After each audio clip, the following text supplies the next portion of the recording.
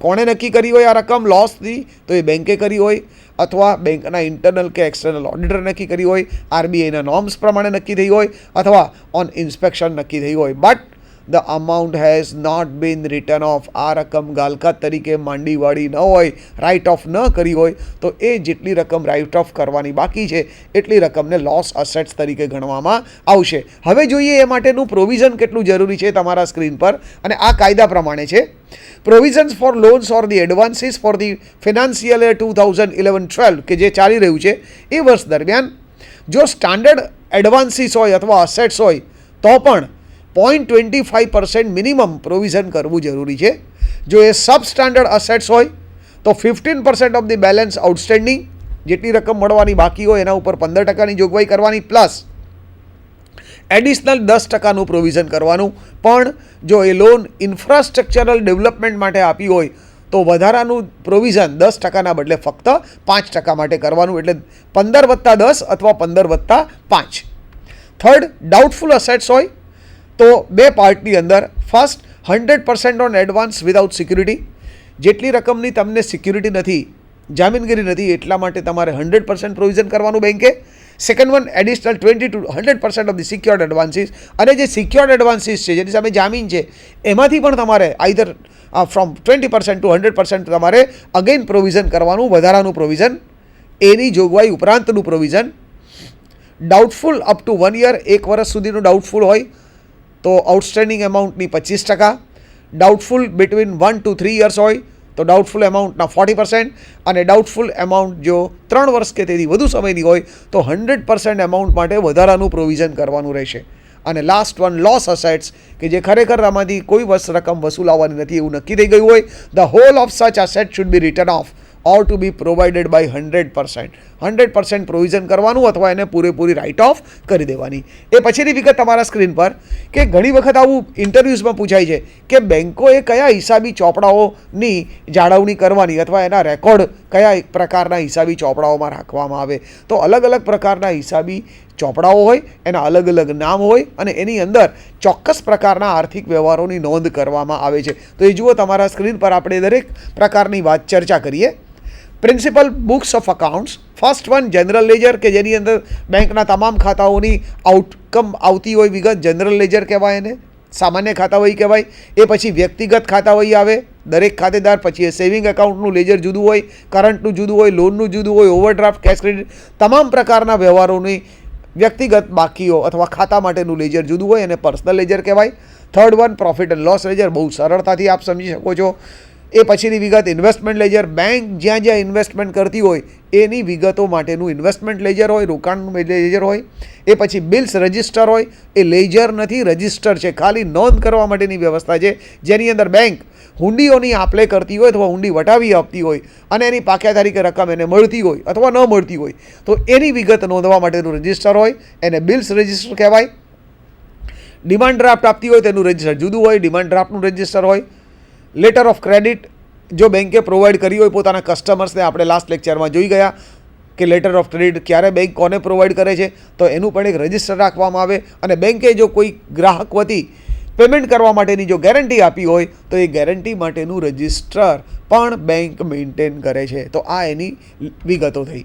એ પછી સેક્શન 29ની અંદર બેંકોએ balance sheet અને P&L એકાઉન્ટ કેવી રીતે તૈયાર કરવું, કયા ફોર્મેટમાં તૈયાર કરવું, અથવા એ સ્ટેટમેન્ટ કેવું રહેશે એ પણ પ્રિસ્ક્રાઇબ કરેલું છે. તો એની વિગત પણ આપણે જોઈ લઈએ. જુઓ તમારા સ્ક્રીન પર, પહેલાં જોઈએ balance sheet, that as per the section 29 એને કહેવાય છે ફોર્મ એ, અને ફોર્મ બી છે પ્રોફિટ એન્ડ લોસ એકાઉન્ટ માટેનું. તો ફોર્મ એ શરૂઆત થાય છે એક તો પહેલાં વર્ટિકલ ફોર્મેટમાં છે, અને શરૂઆત થાય કેપિટલ લાયબિલિટીઝ, જેની અંદર કેપિટલ આવે, ઇક્વિટી અને preference share capital.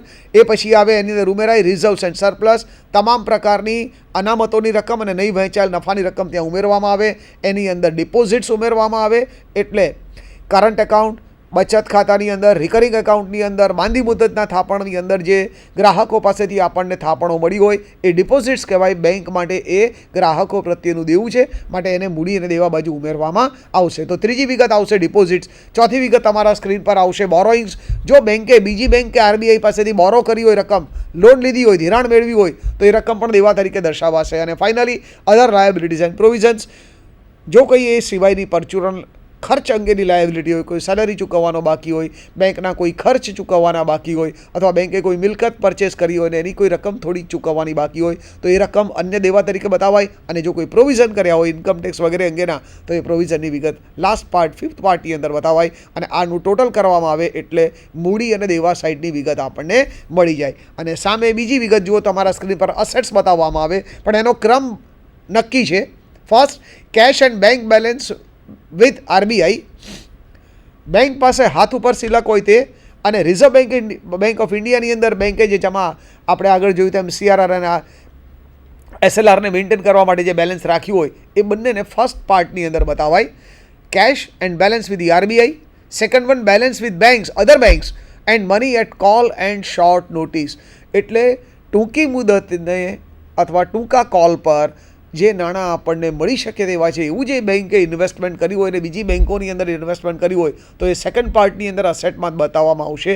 Third one, બેંકે જો કોઈ રોકાણ કર્યું હોય, કોઈ કંપનીના શેરમાં, ડિબેન્ચરમાં, મ્યુચ્યુઅલ ફંડમાં કે સરકારી જામીનગીરીમાં રોકાણ કર્યું હોય તો એ વિગત દર્શાવવામાં આવશે. એ પછીની વિગત એડવાન્સીસ, એટલે બેંકનું જે મુખ્ય કાર્ય છે ધિરાણ કરવાનું, એ તમામ પ્રકારના ધિરાણની વિગત એડવાન્સીસના ટાઇટલ નીચે બતાવવામાં આવશે. એ પછી બેંકની ફિક્સ અસેટ્સ બતાવવામાં આવશે. અને ફાઇનલી અધર એસેટ્સ અથવા એ સિવાયની જો કોઈ એસેટ્સ હોય બેંક પાસે તો એ લાસ્ટ સ્ટેજ ઉપર દર્શાવવામાં આવશે. અને આમ એનું ટોટલ કરીશું which will equal to the capital liabilities. તો આ અસેટ્સની સાઇડ થઈ. પણ જુઓ, નીચે બે સૌથી મહત્ત્વની વિગત મેં બોલ્ડ લેટર્સમાં બતાવી છે. First one, the contingent liabilities. A footnote તરીકે વધારાની માહિતી તરીકે બતાવાય, પણ એ બેલેન્સ શીટનો પાર્ટ છે. તો કન્ટીજન્ટ લાયબિલિટીઝ એટલે બેંકે જે આર્થિક વ્યવહારો કર્યા છે એમાંથી હજુ સુધી કોઈ રકમ ચૂકવવાની જવાબદારી ઉપસ્થિત થઈ નથી, પણ એ આર્થિક વ્યવહાર એવા પ્રકારના છે કે જેમાંથી ભવિષ્યની અંદર બેંકને કોઈ નાણાં ચૂકવવાની જવાબદારી ઉપસ્થિત થઈ શકે. માનો કે આપણે આગળ જોયું કે કોઈ ગ્રાહક વતી બેંકે થર્ડ પાર્ટીને પેમેન્ટ કરવાની ગેરંટી આપી છે. માનો કે મારા વતી બેંક ઓફ બરોડાએ મિસ્ટર એક્સને 5 લાખ રૂપિયાનું પેમેન્ટ જો હું નહીં કરું તો એ કરશે બેંક, મારી બેંક કરશે, બેંક ઓફ બરોડા, એવી ગેરંટી આપી હોય.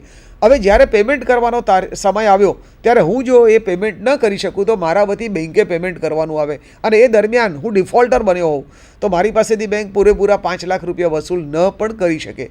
તો એ સંજોગોની અંદર આવી જે વિગતો હોય એ બેંકના જે પાકા સરવૈયાની વિગત હોય એમાં ફૂટનોટ અથવા વધારાની માહિતી તરીકે દર્શાવાય કે આકસ્મિક સંજોગોની અંદર અથવા વિપરીત પરિસ્થિતિની અંદર બેંકે જો એ ઘટનાઓ બને તો આટલા રૂપિયાનું દેવું ચૂકવવું પડે અથવા દેવું વધી શકે બેંકનું, એવી વિગત આપણે ત્યાં બેલેન્સ શીટમાં બતાવીએ છીએ. અને સૌથી છેલ્લી વિગત તમારા સ્ક્રીન પર જુઓ, સૌથી નીચે last line, bills for collection. જો બેંકે હુંડી વટાવી આપી હોય ગ્રાહકોને તો એ હુંડીના નાણાં પાક્યા તારીખે મળશે કે નહીં એ સરવૈયું બનાવ્યું હોય તે તારીખે નક્કી ના થાય. તો એ વિગત પણ વધારાની માહિતી તરીકે બતાવવામાં આવે છે. હવે જોઈએ તમારા સ્ક્રીન પર profit and loss account. Again એ પણ સેક્શન 29 પ્રમાણે છે, પણ એને ફોર્મનું નામ છે અથવા નંબર છે ફોર્મ બી. ઇન્કમ અને એક્સપેન્ડિચર અને પછી એની વહેંચણી, ત્રણ પાર્ટ ભેગા છે. First one, the income. બે જ પાર્ટની અંદર આ વિગત દર્શાવાય. આપ સૌ જાણો છો કે બેંક માટે સૌથી મહત્ત્વની અને સૌથી મોટી રકમની જો કોઈ આવક હોય તો એ કરેલા ધિરાણ પરના વ્યાજની આવક.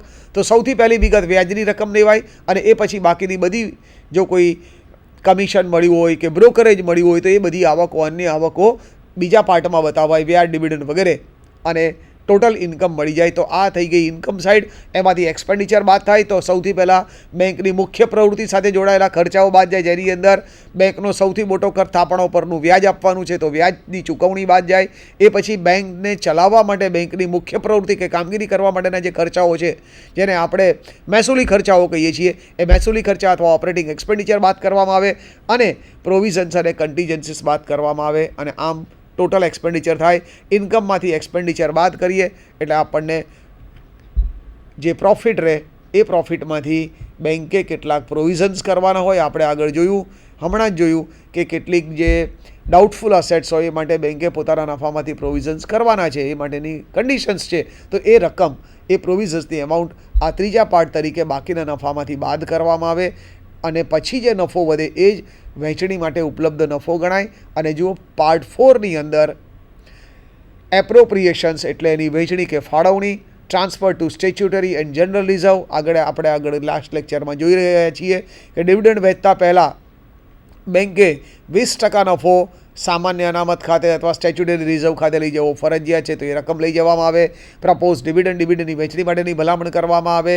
અને આ પછી જો કોઈ બેંક પાસે નફો વધે તો એ નનું ખાતાની આખરની બાકી તરીકે બેલેન્સ શીટની અંદર અનામત અને વધારાના શીર્ષક નીચે પાકા સરવૈયાની અંદર દર્શાવવામાં આવે. તો આ આખા આપણે 2 સ્ટેટમેન્ટ જોયા. પહેલું form A as per the provision 29 A balance sheet છે અને ફોર્મ બી એ છે પ્રોફિટ એન્ડ લોસ એકાઉન્ટ. એ પછીની વિગત તમારા સ્ક્રીન પર છે, જુઓ હવે. અને એ બેન્કિંગ ઇન્ડસ્ટ્રી સાથે જોડાયેલી વિગત છે. The reserve bank of India RBI on 9th April announced to cut the cash reserve ratio CRR. The proportion of deposits bank have to park with the central bank. CRR is the proportion of deposits banks have to park with the central bank or the RBI. એટલે bank પાસે જે કુલ થાપણો આવે એ થાપણો પૈકી અમુક ટકા રકમ બેંકે આરબીઆઈમાં જમા કરાવવી ફરજિયાત છે, જેને કહેવાય છે કેશ રિઝર્વ રેશિયો, જેની આપણે આગળ ચર્ચા કરી ગયા છીએ. 9મી એપ્રિલે આરબીઆઈએ આ જે કેશ રિઝર્વ રેશિયો 5.5% હતો એ ઘટાડીને 4.75% કર્યો છે. એટલે ટેકનિકલ ટર્મ્સમાં એમ કહેવાય કે આરબીઆઈએ CRRની અંદર 0.75 બેઝિસ પોઈન્ટનો ઘટાડો કર્યો છે. 0.75 બેઝિસ પોઈન્ટનો અથવા 0.75%નો ઘટાડો કર્યો છે. પણ આમ કરવાથી થાપણો પૈકીની ઓછી રકમ બેંકોએ આરબીઆઈમાં જમા કરાવવાની રહેશે. એટલે બેંકો પાસે થાપણો પૈકી ધિરાણ કરવા માટે જે ઉપલબ્ધ રકમ છે એ રકમની અંદર ખાલી 0.75% CRRમાં ઘટાડો કરવાથી 48,000 કરોડ રૂપિયા વધારે અવેલેબલ બનશે ધિરાણ કરવા માટે, કે જે રકમ બજારમાં ફરતા નાણાંના પુરવઠાની અંદર વધારો કરશે. જુઓ તમારા સ્ક્રીન પર એ વિગત મેં બતાવી છે લાસ્ટ લાઇનની અંદર. દેટ વિલ ઇન્જેક્ટ એટલે પુરવઠો પૂરો પાડશે. Inject 48,000 crores into the system, that is the economic system. આર્થિક અર્થતંત્રની અંદર 48,000 કરોડ રૂપિયા વધશે, નાણાંનો પુરવઠો વધશે. પણ નીચેની લાઈન મહત્વની, આ આંકડાઓ એવું કહે છે કે બેંકો પાસે કુલ કેટલી થાપણો છે એ થાપણોની રકમ 64 લાખ કરોડ રૂપિયા જેટલી બેંકો પાસે થાપણો છે. ત્યારે જ આ આંકડો મેચ કરે છે એને. 64 લાખ ઉપર કરોડના બધા જ શૂન્ય ચડાવવાના. તો આ બહુ જ મોટી રકમ છે બેંકો પાસેની થાપણોની રકમ, 64 લાખ કરોડ રૂપિયા. એ પછીની વિગત કેપિટલ સ્ટ્રક્ચર. અલગ અલગ પ્રકારના આજે આપણે ટાઇટલ્સ જોવાના છીએ અથવા એના મિનિંગ્સ જોવાના છીએ. First one the capital structure અથવા એને કહીએ છીએ મૂડી માળખું. તો પહેલું જોઈએ મૂડી માળખું કોને કહેવાય. In finance, capital structure refers to the way a business unit or a company finances its assets through some combination of equity, debt or hybrid securities. એટલે કંપની જ્યારે શરૂ થાય અથવા જ્યારે કંપનીનો વિકાસ થાય ત્યારે કંપનીને મિલકતોની અંદર નાણાં રોકવા માટે જે નાણાંની જરૂરિયાત હોય એ નાણાં પ્રાપ્ત કરવા માટે કંપની અલગ અલગ ખામીઓ અને ખૂબીઓ ધરાવતા નાણાકીય સાધનો અથવા અલગ અલગ પ્રકારની વિશિષ્ટતા ધરાવતા નાણાકીય સાધનોનો એક ચોક્કસ પ્રમાણમાં, રેશિયોમાં, ગુણોત્તરમાં અથવા કોમ્બિનેશનની અંદર ઉપયોગ કરે છે, કે જેથી કંપની દેવું પણ કરે, સાથે માલિકો પાસેથી રકમ પણ મેળવે, દેવાનું વ્યાજ પણ ચૂકવી શકે, દેવાની રકમ પણ સમયસર ચૂકવી શકે, અને આ બધું કરવા છતાં પણ શેર હોલ્ડરોને વધુ દરે અથવા ઊંચા દરે ડિવિડન્ડ પણ આપી શકે. તો આ મલ્ટીપર્પઝ વ્યવસ્થા છે. તો જુઓ તમારા સ્ક્રીન પર. A firm's capital structure is then the composition of structure of its liabilities. એટલે આ દેવાનું સ્ટ્રક્ચર છે. પણ એમાં કઈ કઈ વિગત હોય? 3 વિગત છે ત્યાં. Equity means equity share capital plus preference share capital. પણ આપને ખબર છે કે પ્રેફરન્સ શેર હોલ્ડરોને નિયત દરે ડિવિડન્ડ મળે અને ઇક્વિટી શેર હોલ્ડરોને ડિવિડન્ડ મળે એના કરતાં પ્રેફરન્સ શેર હોલ્ડરોને ડિવિડન્ડ મેળવવાનો અગ્ર અધિકાર છે. તો આ ઇક્વિટી અને પ્રેફરન્સ વચ્ચે તફાવત છે. સેકન્ડ વન ડેટ અથવા દેવા સાધનો. પણ એની અંદર 3 પાર્ટ આવે. એક બેંક લોન. આપ સૌ જાણો છો કે બેંક લોન લાંબા ગાળા માટે મળે છે, પણ વ્યાજનો દર અગાઉથી નક્કી થયેલો હોય છે અને લોન લેનારે અથવા કંપનીએ આ બેંક લોનની રકમ ચોક્કસ વ્યાજ સહિતના હપ્તાની અંદર બેંકને પરત કરવાની હોય છે, નિયત સમયના હપ્તાની અંદર પરત કરવાની હોય છે, એટલે ઇન્સ્ટોલમેન્ટમાં પરત કરવાની હોય છે. પણ સામે બીજું એક નાણાકીય સાધન છે લાંબા ગાળાનું દેવું ક્રિએટ કરવા માટેનું, એ છે ડિબેન્ચર્સ. તો ડિબેન્ચરનું વ્યાજ અગાઉથી નક્કી છે, પણ ડિબેન્ચરના વ્યાજની રકમ દર વર્ષે ડિબેન્ચર હોલ્ડરોને કંપનીએ ચૂકવવાની. પણ ડિબેન્ચરનું રીપેમેન્ટ જ્યારે કરવાનું હોય એ 5, 7, 10 વર્ષ પછી કરવાનું હોય અને એ એક સાથે કરવાનું હોય. એટલે જ્યાં સુધી ડિબેન્ચર અસ્તિત્વમાં હોય ત્યાં સુધી કંપનીએ ખાલી વ્યાજ આપવાનું, ડિબેન્ચર પેટે કોઈ રકમ ચૂકવવાની નથી, પરત કરવાની નથી. વળી આવા ડિબેન્ચર જો કન્વર્ટિબલ ડિબેન્ચર હોય તો જ્યારે એની પાક્યા તારીખ આવે ત્યારે આપોઆપ એનું અગાઉ નક્કી કરેલી શરતો પ્રમાણે એનું ઇક્વિટી કે પ્રેફરન્સની અંદર અથવા નવી શરત સાથેના ડિબેન્ચરમાં રૂપાંતર થાય. તો કંપનીએ એ વખતે પણ મેચ્યોરિટી ડેટ પર પણ એની રકમ રોકડમાં ચૂકવવાની જરૂરિયાત ઉપસ્થિત થાય નહીં. અને ત્રીજો પાર્ટ છે પબ્લિક ડિપોઝિટ્સ.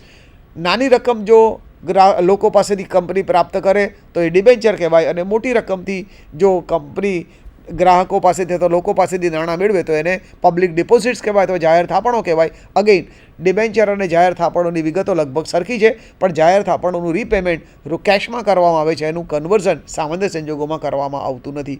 પણ બે મહત્ત્વના તફાવત એ ઇક્વિટી અને ડિબેન્ચર અથવા નાણાં દેવા સાધનો વચ્ચે કે ડિબેન્ચર, બેંક લોન અને જાહેર થાપણો એ કંપનીનું કે ઇન્ડસ્ટ્રીનું દેવું છે. એ દેવા પરનું વ્યાજ એ ધંધાનો ખર્ચ ગણાય. એ ખર્ચ બાદ કર્યા પછી જે નફો વધે એના ઉપર કંપનીએ અથવા ધંધાકીય એકમે ઇન્કમટેક્સ ચૂકવવો પડે.